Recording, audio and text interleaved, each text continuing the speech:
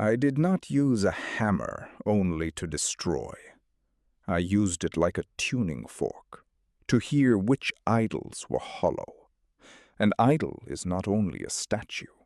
It is any idea people stop questioning because it comforts them, flatters them, or organizes their weakness. I listened for hollowness because cultures often call exhaustion wisdom. I attacked idols because reverence can become laziness.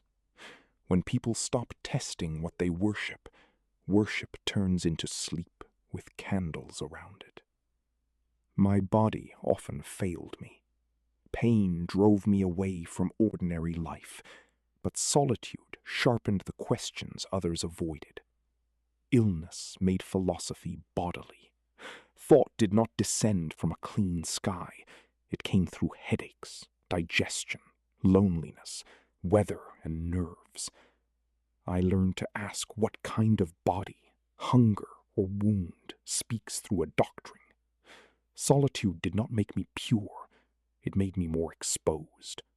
Without the noise of belonging, every thought had to answer for its own strength. People call many things moral because those things make obedience feel noble. I wanted to know who benefits when life is taught to mistrust itself. Herd morality protects the many by condemning the exceptional. It praises humility when humility means safety, obedience when obedience means order, and resentment when resentment can dress itself as justice. I wanted values honest about their origins. I was suspicious of moralities that smelled of revenge. When weakness cannot create, it often learns to condemn creation itself. When I said God is dead, I was not celebrating cheaply. I was naming a cultural earthquake. Old foundations had lost their power, and few understood the danger. The death of God meant that inherited metaphysical guarantees no longer held European life together. People might keep the language of morality, but the old foundation had cracked. The danger was nihilism. Values repeated after belief had gone. The terrifying question was what would replace the old horizon. If people lost faith, but kept only comfort, entertainment, and resentment, they would not become free. They would become hollow. The free spirit must endure cold air. To think beyond inherited comfort is to lose belonging before finding strength.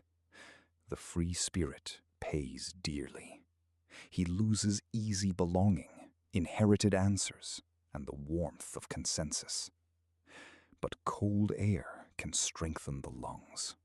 Freedom begins when a person can stand without needing every neighbor to approve the view. Freedom is not simply release from rules.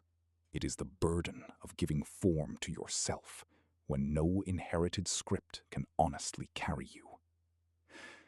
Ask whether you could will this life again, every joy and wound repeated.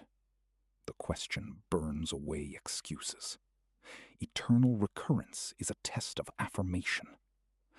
Can you love life without editing out pain, failure, humiliation, and loss? Not tolerate it merely, but will the whole pattern again. This thought asks whether your yes is strong enough. The thought is almost unbearable because it refuses escape into another world. It asks whether this life, this earth, this body, and this history can be affirmed. Self-overcoming was not vanity.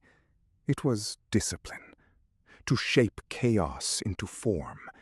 To transform suffering into strength without worshipping suffering. Become who you are does not mean indulge every impulse. It means give style to your character. Govern your chaos.